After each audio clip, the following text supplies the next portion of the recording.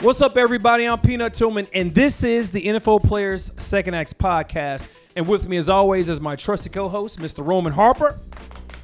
What's up? I'm doing well, man. Really excited about this, our next guest, because I've competed against this man. We have friends of similar friends, and it's been really, really cool to actually get down and sit to talk to him. I've competed against him in college, and now actually getting to see face without them face masks and underneath the helmet and actually get to talk to him. I'm fired up about it. Hey, he's a 7-year vet. He is the founder and creator of a headphone company. Ladies and gentlemen, please welcome to the pod, Mark Clayton. Yes, sir. What's up, Appreciate bro? it, man. Appreciate you having me. Appreciate What's you up, coming on, man. Man, glad to be here. I see you still repping that Baltimore Ravens. I love it. At this point, to me, I'm like a big fan. I'm a fan that has creative ideas, Yeah, an I love it. inventor, I and all love that it. stuff. But I'm just a fan. Are you a creative? I am a creative. So Okay, I went 'cause to this at is a Oklahoma. I went deal. to be an architect. Okay. Like, I wanted to be an architect actually, and then those labs was whooping my ass, and so I went on over to communications. Okay. Yeah, because, so I didn't know what a creative was. My wife is a creative. And then we've done a pod with Nate Burleson. He's a self-proclaimed creative as well. Indeed. So when you meet one, I'm always a little fascinated. It's like you guys think with the other side of brain than I do. Mm-hmm. When you guys look at things, you look at it from a total different lens. I It's feel like everything is a math problem. Everything is something can be better. You always are looking. Well, not even that you're looking. You just see a solution in a situation, no matter what it is. That's just how your mind is wired. Mm-hmm. And so, absolutely. So how serious were you in high school about joining the Air Force after high school? I think you said I received my first college letter from Texas A&M, which is Armed Forces University in a way. Right. Well, they actually have more than anybody because they got them all overseas. True. Okay. That's a very large corp right there. And you said you started getting more from engineering schools because Coach Ozzie made it a point to know what we were interested in and reached out to the schools on you guys' behalf. Indeed. Coach Ozzie was a godsend, bro. Like he was a godsend. I love that. He made it a point to know his guys. Like he spent time with us. We didn't, exit meetings was not a thing in high school, I'm sure. It was not. Exit meeting.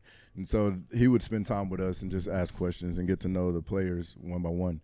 And that led to getting the offers from the engineering schools. And, I really was going to go to the Air Force because my whole family background was military. Yeah. Okay. I had an uncle in the Army, granddad in the Navy, and we had a Marine, but nobody had went to the Air Force. And I thought learning to fly would be dope. And so that and architecture, I felt like I could fall in one of them in the Air Force and be good to go. It's a great school. Yeah. So I wasn't getting recruited. I was a JV, so I was on junior varsity. I was starting on junior varsity, and then I would line up, I was third string on varsity at quarterback. Yeah. The two starting quarterbacks the starter got hurt, the backup got hurt. I had to play. We played DeSoto. We went over there, and we left there beat down. And after that, coach was like, hey, look, I think we're going to change your position. They moved me to receiver, and that's where it went. Hold on. So you guys get beat down by DeSoto, which is normal. Fair. This is normal. Yeah, They're not unusual. they're a powerhouse. For most teams in They're the a state powerhouse. of Texas. Yeah, Yes. they're a powerhouse. Yes. I agree. It's to this day. To this is day. 1,000. This is 99. Yeah. So that happened. Indeed. Was it that bad that he was like, hey, we got to move you? Or it just – How many times you get the way sacked? you explain that story, I'm just telling you. You took a big Look, L. Like, it was- go a little bit more in depth all with right, that. So we were not Let's relive it. We threw the ball, but we didn't really throw the ball. I wasn't a throw. I could throw the ball, but I could run it. I was quicker more than I was an arm. So we ran a little option, and then we got in the I formation, and then we would play pass and try to throw the ball down the field. That game, I think we probably crossed the 50-yard line twice. Damn. So whoever leading this, I know, That's real. Like that. That's Hey, bad. It was 30-0. Yeah. Our defense kind of held up. For an offense that didn't did get not. past the 50. That's pretty good. And ain't nobody got no punter in high school, so you ain't flipping the that field thing like rolling. Yeah. Yeah. Not It flipping ain't the really field like flipping that the either. field. Yeah. No, it was pretty bad. It was Okay, pretty bad. But okay. it sent me to receiver. Yeah. I played one game. At the end of that, I had one catch for 10 yards. I remember, and then we got in the spring and 7-on-7 hit, and it just clicked. That's 99. Well, that's when 7-on-7 really started. It started. 98. kind of was when we went. Yeah, and A&M had the big state tournament. Here. Yeah, we went there. See, it's crazy how That's Texas awesome. is because nobody else in the country is doing 7-on-7s like this. We've been doing it though. Texas, we've been doing it. California is another school because California's always thrown the football, even when the 80s and early 90s when everybody was still just running the football. California was Tedford. Tedford, all those guys. California's always throwing the ball. That's where you always went and got your quarterbacks. Yeah. Texas is right on that list as well. I got to give you guys tons of credit for Texas Appreciate football. that. Man. Thank you. Thank you. you. I take them flowers. I appreciate you. Thank you. I still rather take Florida, but I'm honest. I don't know why. Yeah, Don't say that it's out loud okay. again. You might get We jumped. still love you. We do. Thank you. When do you think you started to take football real seriously?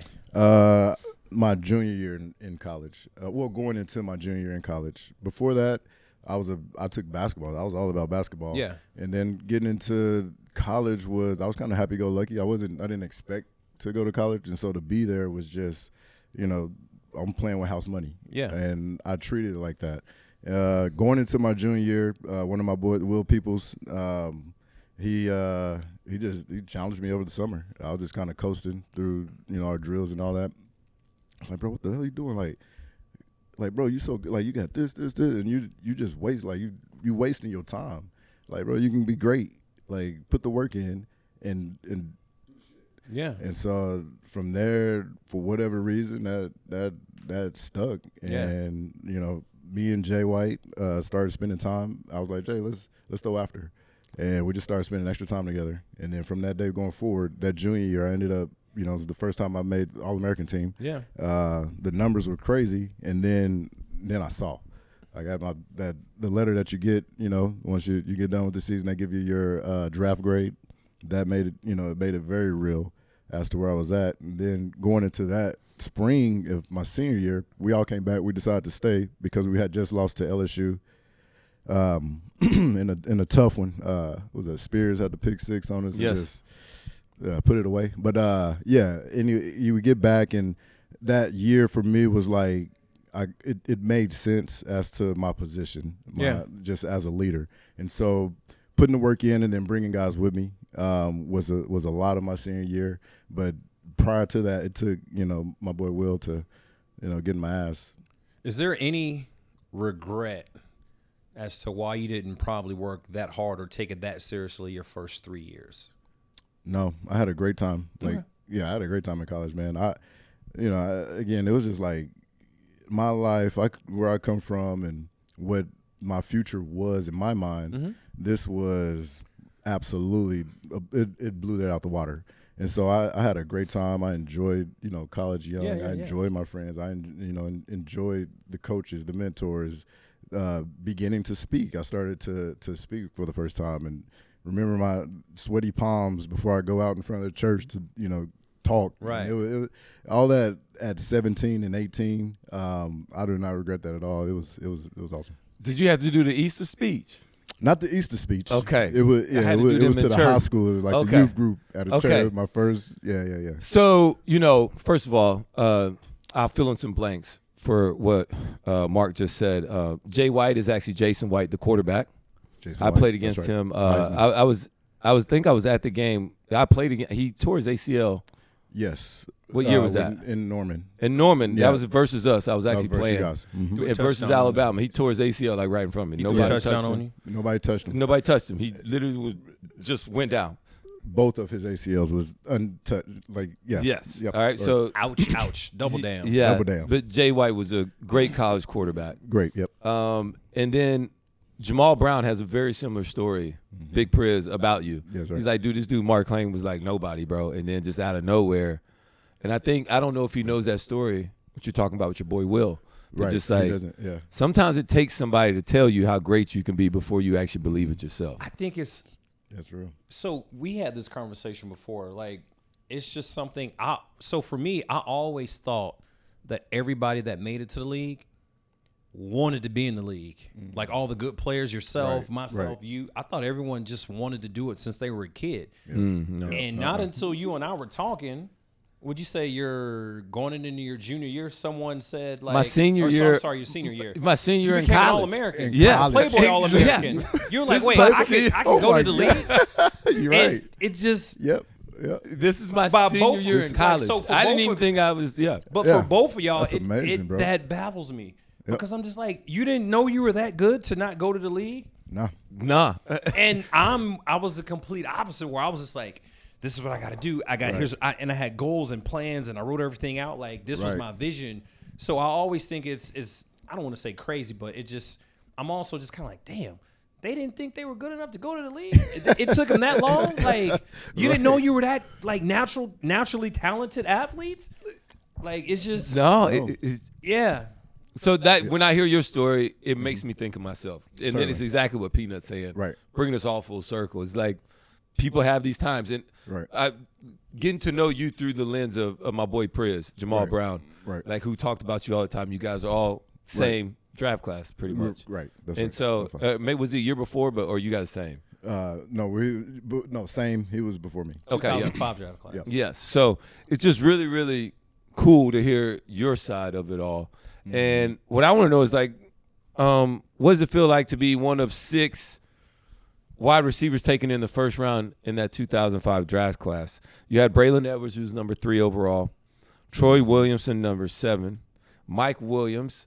I mean, the famous USC. Mike. Man, dude, Man, everybody USC. knew Mike Mike Williams was- at the time. Oh my God. And then you He was a had dog. Yep. and then you had Matt Jones. Freaky Matt. Who? Matt Jones, the quarterback Yeah. from Arkansas. my guy. that Arkansas. played wide Number receiver at 17. Jackson. Yeah. Yeah, and like So nobody. he burned me one time in college. He got me one time. We played. On what? We played him. He ran like an RPO. Okay. And then Oh, he riding. Oh, Yep. I was Right. like, oh, I Yep. got this cat. And then No, you don't. that stride. What, catching that? I mean, it was like, No, you don't. dude.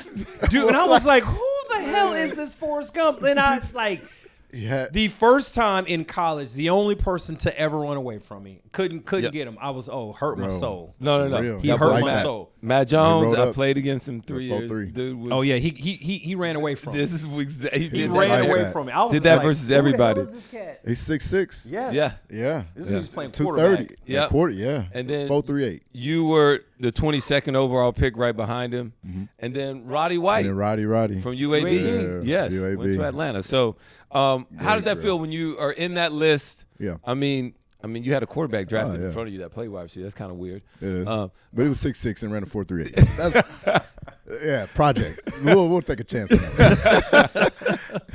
Oh man, it's amazing. I mean, it is thinking through everything that you had been through and all the work you put in, but kind of those moments where it was like my freshman year in college, I was going to quit because of the workouts was too hard. I don't know if Big Priz told you about my stature, but I was 148 when I got there, and I couldn't do 135. When you got to college? When I got to college. Say that again. I was 148 Yeah. when I landed on campus in Norman, and I could not lift 135. I got stuck on that, and then we went out and ran a 40. stuck. I ran a 4.74, and then it was on the nut. No yeah, it's off-season trash, workout. Oh no, I played all other sports, so I didn't have to do the off-season workouts. Okay. So I was just coach. I'm too busy. I'm in basketball and that. I'm not doing football workout. Then I go to track. I tried tennis. I tried anything just to not do the off-season workout.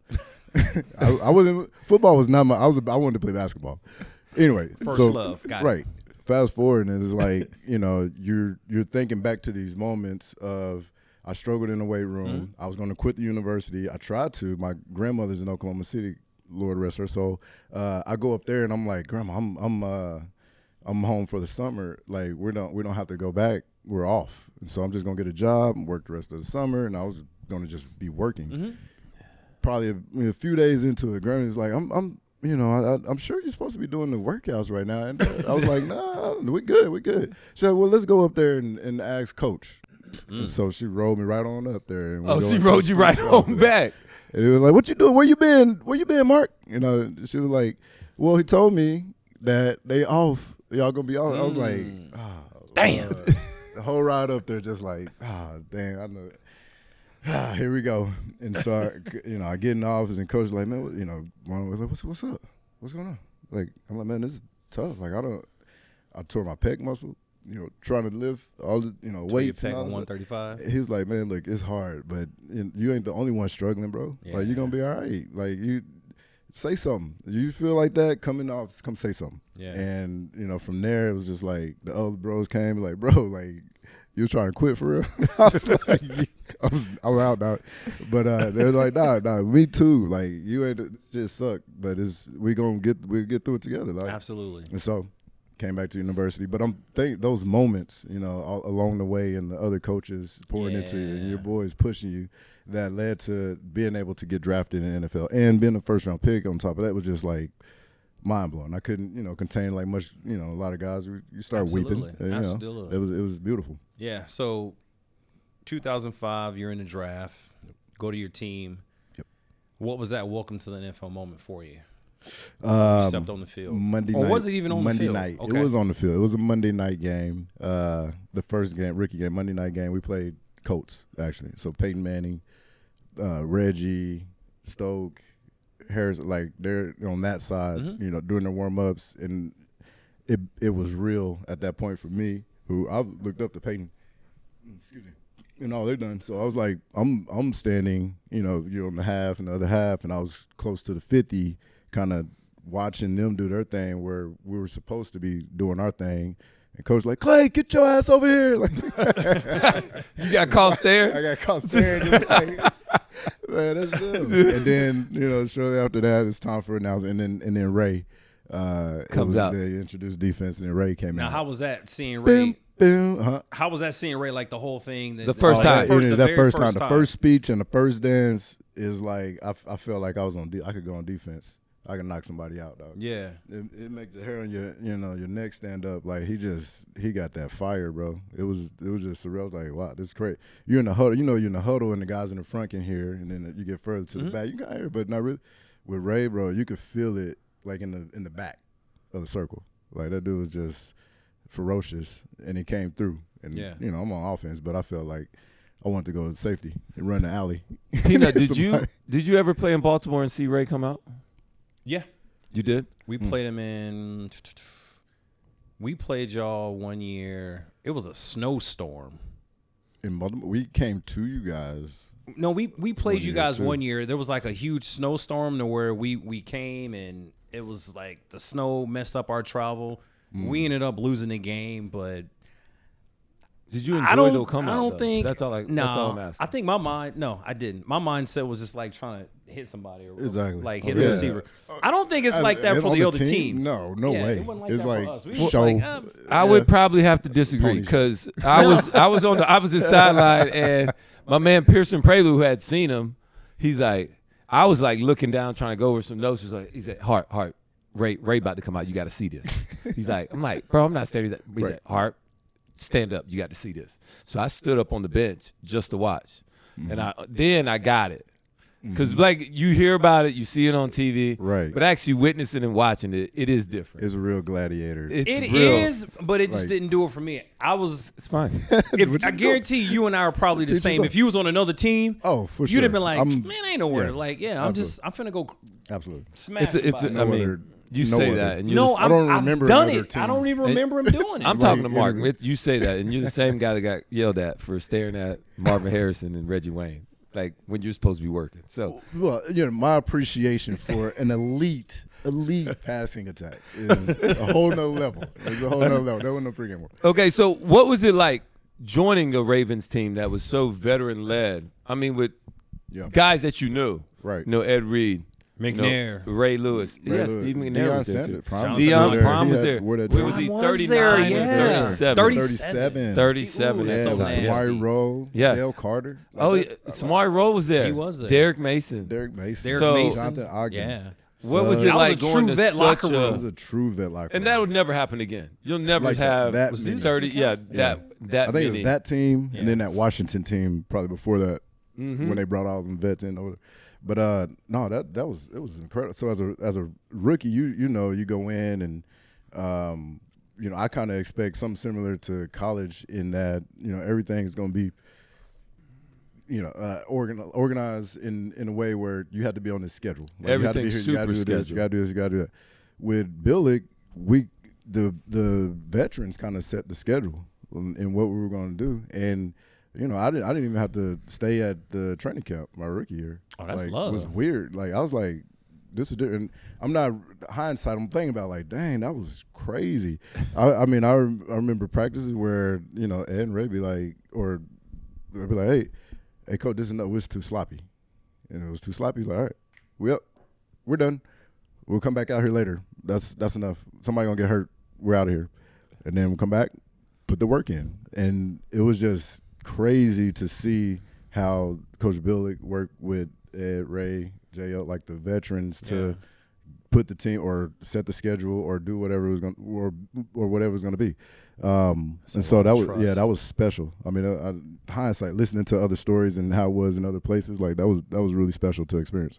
Yeah, we ain't never had none of that. Coach said, get out there and go, you going to go. Yeah.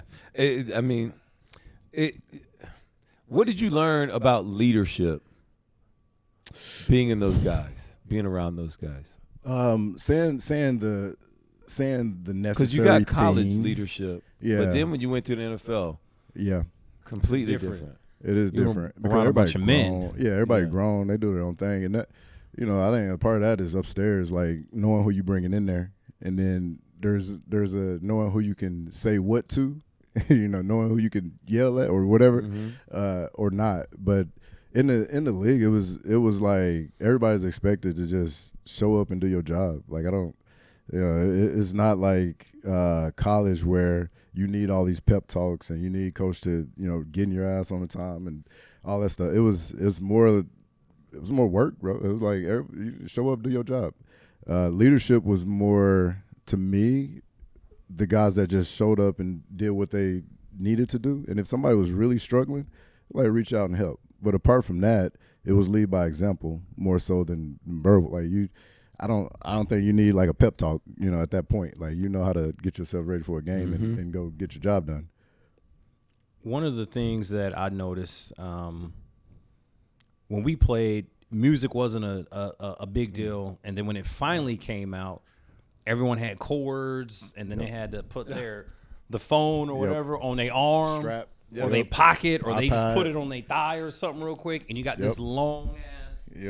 Big. You got this cord like this that you're trying to catch, and it gets in the way, and you're trying to move it around. At what point did you know, like, yo, I want to create a headphone? I want to get into this headphone business. Because I'm sure, I don't even know, like, at what point did you know you want to get into the headphone business? So the actual business didn't happen, or thinking like, oh, this could actually be a business, was 2014. Okay. Prior to that, it was, I had my problems with the headphone, yanking the cord. That one fell off. I broke that one over there, and this one, I don't want to get wet in the pool, so I can't really like go too hard. So I want to take my time. Yeah. And so in all those experiences, it was just like, man, I don't want to in ear. I like over ears. I like big bass. I like the sound just closed off. So I love that full immersive experience. And it was like, why isn't there an over-ear headphone that is more secure than all of these headphones that are out here? And that happened in the little treadmill swimming pool in St. Louis. And so from there, I went and sketched the design, because the few that I had broke flew forward. And I was like, man, what if the headband set back a little bit? And we added some tension to it, but sitting it back, I think, gives you a point of contact plus the two on the side that'll give you a little more security. And so that's where the concept started. You know what? You guys just take me back to when I was trying to run out there with the cord. Man. And that was when the iPhone would break because the cover, the protections on them weren't that great. No. And so the moment it hit, something was cracked. It's just, that was a bad place for me. Yes. That was you love the music, though. I mean, I wanted my music, bro. I wanted your music, but that's a very personal bad time. I think I broke 2 or 3 iPhones at the time. Understood. Are they waterproof? So or sweat proof as far as like? So sweat proof, water resistant. Water resistant. Yeah. So what's the difference between water resistant and waterproof? So waterproof is the ability to take those headphones, submerge them underwater for at least 5 minutes, and they still function. Okay. Well, really 30. You can get up to 30 minutes, and they still function. Okay. Water resistance is the ability to sweat or have the headphones be sprayed by water. Gotcha. So running in the rain or something like that. water resistant. And there's different levels of water resistance, but ultimately you just need it to not crap out when you're sweating. And if you want to run in the rain, that's an option. But waterproof is not possible because there's sound. And so sound is basically moving air. And if air can't move, you're not getting bass. And so you would have to completely seal the cavity to create a waterproof headphone, but it will sound like you can do it, but it won't sound good. Hold on, so you pick up on all that because I did not. I don't think I knew. Okay. I don't think I knew. I don't think I knew sound was just air, like. Yeah, it's moving, like movement, and bass, and so you have to. It does make Feel sense it. because like you really can't hear anything when you're underneath water. Sounds like it's muffled. Yes. Yeah. So, actually, okay, I get it. It does make sense now. Okay, you're connecting dots for me. So, nice. For all of those that want to look at your headphones as a different option, why? Why? Because anybody that has worked out or has ran or has done anything active in an over-ear headphone, and to this day continue to do so because the over-ear experience is a full immersive sound experience. Anybody that has done that has had the problems that I've had and many of us have had with even just a little of that and that sucker flying down there, laying back right here and that sucker flying over there. But just when it comes to an over-ear headphone, there needed to be a headphone that was designed from the concept to final that was for the active lifestyle. And so our deal is anybody that today works out in an over-ear headphone, we're for you. Like the security doesn't only offer the ability to move more, but it also gives you the ability to have a better sound hall. Yeah. And so what I talk about often is passive noise cancellation. Everybody knows active noise cancellation, which is done through some microphones or whatnot. But passive noise cancellation is the result of a really good seal on your headphone. And you get that with the tension that we have. So can you sorry, go ahead. No, okay. So what, because like, you know, you always think about scale when you have a business and when you're starting up things. How do we sell, but then all of a sudden, how do we scale? Right. And I keep hearing you, and I guess I've never really thought about it that much. I just always did what was easier. But the actual overhead headphone, it's a total different client than some that just prefer just the ear in. We had this discussion in here before you came. That's right. Because I didn't realize how big of a difference the clientele is. Like some people just like, no, this is what I want. That's right. And some people are like, I just want this. And so how do you get those that probably don't want overhead to come over here, and once you try it, you're not going to want to go back? Well, over-ear headphones is actually recently in the last couple years is beginning to outpace in-ears because things like hear fatigue. You can wear in-ears and they're perfectly fine, which we have in-ears too. You know, you do? We'll have a suite of product. Okay, but this is, you know, for me, if you're going to go to market and really play in this space, is really hard. Like, you know, starting a business and building it is hard. And so your market fit, you need to go where there is the lower barrier of entry. Yeah. And to me, in the over-ear space, there's ones that people use and work out in, but there wasn't one designed to work out in. And so that's where we're entering the market, and then all of the products that'll follow will be versatile active products. And so so a person that wears an in-ear that still deals with the in-ear falling out. Yeah, that does. It still happens. You lose one, you break one, you step on one because it fell right there. It still happens. Our message essentially is the same. We're identifying with a similar pain point, and we're offering a solution that says, you know what, we're going to limit just all of what's happened with headphones and falling out or whatever it is while you're being active.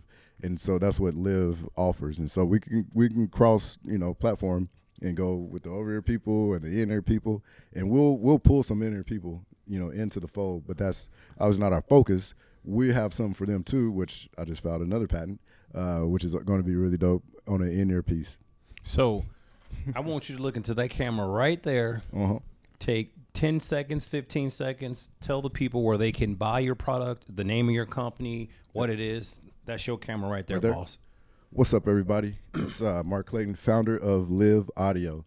And you can go to livaudio.com and check us out. If you want to see a lot of our content that we're put together, Livv Audio on Instagram and TikTok, Facebook, across all platforms. But livvaudio.com, check us out. It is the first luxury sport over-ear headphone made for the active lifestyle. Now, where did you come up with the name of the Livv? Yeah. So the first concept that I made, I thought it'd be a good idea to have free runners, the parkour guys that jump off stuff and do all the flips, test it. And so I connected with a great, because I mean, shoot, if you're gonna have an over ear that stay put, you are creative. These guys are going to really push it to the limit. Absolutely. And so I had a good group of guys, and one of the guys still Jesse LaFleur, who he's a stunt double for Marvel. He was. Is his real last name LaFleur? Yeah. That is yeah. awesome. I mean, and it last fit. name. Like, it's for what he does. I'm like, bro, your mom knew. Like, she knew. It's a great. This guy knew. No, but I had one of the guys in Miami. He was doing the pass with the over-ear on, and we talked after. I was like, "What'd you think? You ever thought you could do any of that with some over-ear headphones?" He's like, "No, it was crazy." I just felt like I was just flowing. I could just free flow, and it was just like I was just living. And when he said living, Livv stuck to me. I was like, "Oh, like you live, huh?" And from there, it was just like, yeah, I think Livv would be a good name. And then, you get creative with it. And as you think through what the security in the over offers is more life, the ability to kind of live freely from the distractions, from all of the things that we have all experienced in the over ear and in ear headphones. Well, let me be one of the first to congratulate you on securing $1 million in funding. That's pretty dope. That's a huge accomplishment. I don't even know. So how does one go about the funding? Is it just, hey, you pitch it to a company, a group, individuals, ourselves? Friends and family first. And just say, hey, can I get some cash? I had to believe in it first. Yeah. I had to, put up cash first. And part of that, where it was like, all right, I'm in, kind of, put steel cold to my feet. And it was like, all right, let's get it. And then, making sure. So hearing, really, like in the beginning, was like hearing people say no, but being fortunate to hear guys tell me why they said no really helped me craft and hone my message. And then I saw, like, every pitfall or every kind of, little space where I needed to fill in the blank. I was able to fill it in through connecting with people who would give you critical feedback. And so as an athlete, we're built like that. And I'm like, no, okay, thank you. All right, so what was it? Like, what'd you think? Like, what do I need? What would make you say yes? Right. And a lot of those conversations helped me get to the place where, not only was the product in a good spot on the back end from a development standpoint, but the business model was in a much better place. And I understood, I learned. And so I started this 2013 was kind of the first where, like, oh, Livv could be a thing.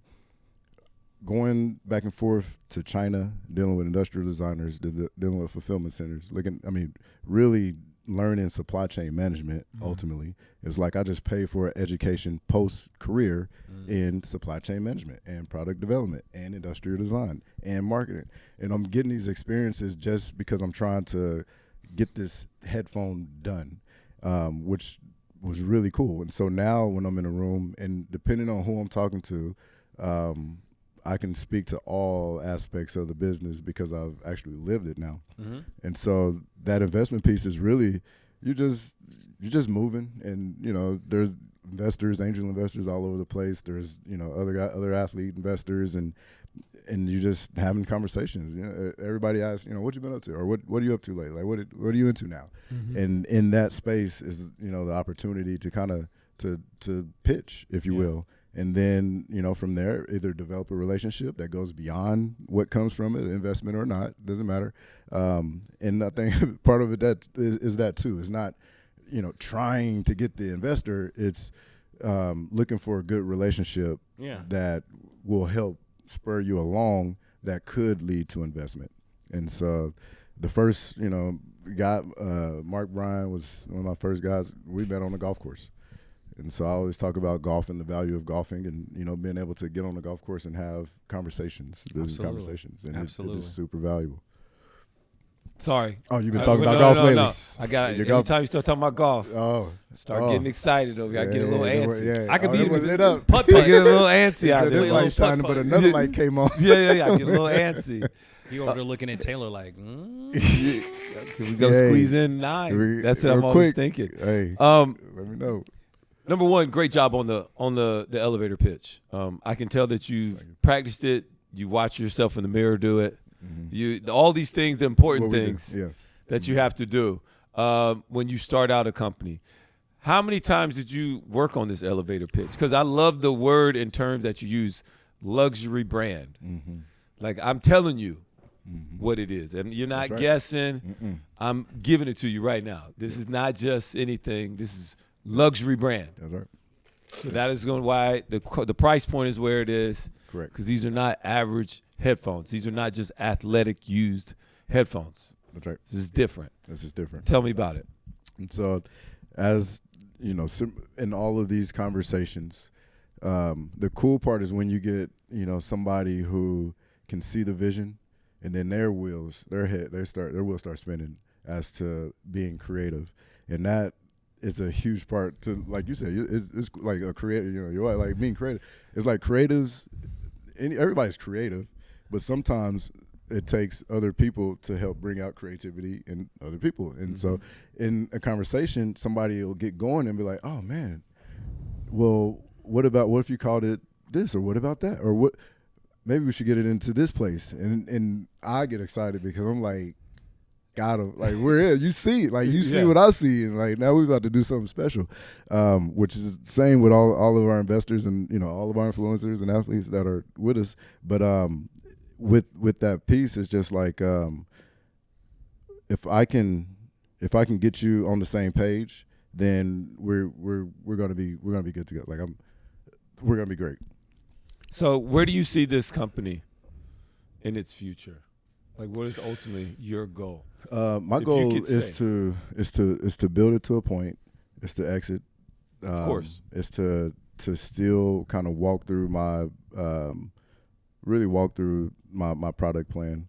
I got a product roadmap that's really dope. I think there's a place for a lot of advancements and integrations in the audio space, headphones, virtual reality, a number of things. And so, getting it to a point, exiting a bit, and then staying involved from a product standpoint. I love just concepting and designing. And I mean, our in-ears, I'm so excited that we just last week we filed a patent on it. And so that's really cool. That's really, I love really that. cool. So I want to see how creative you are with this next one. Okay.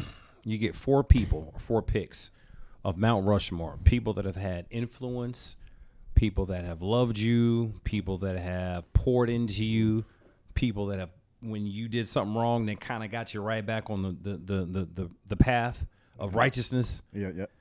From the time you were born till today, now. 42 and I mean, yep. 1406. Yep. So who would those 4 people be?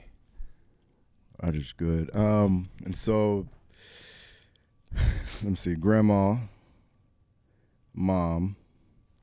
Those are grandma, because she shaped mom, and my mom is. My experience with my grandma was so blessed, and this is the one that brought you back. Praying grandma is the one that brought me back. Life is full of many little deaths and resurrections, and that was one of them. But no, that grandma that took me back, and then my mother. Obviously, the role she's played is, it's invaluable. After that, I'd say Britt Venables walking in to the school, BV coming in. It just completely shifted the trajectory of what was going on. And then post that, I'd say a guy named Dale Lott. He's kind of walked with me into this. He's just. I got a half. One person, two person, three, and then this one has like half a face, half a face. One is Dale, and the other one is a guy named Tillman Trevudgeon. He's like a big brother, pastor, speaker, and then Dale is similar, pastor, creator, and so he's designer, and then Tillman is just pure gospel. But those guys have been anchors just in terms of me growing post career as a CEO, an inventor, a creator, as well as a man of God. That's beautiful. At what point did you start talking? Earlier in this conversation, you said, I didn't talk. Nope. What changed for you? Because you're not only a leader, but you're a business owner, you're an entrepreneur.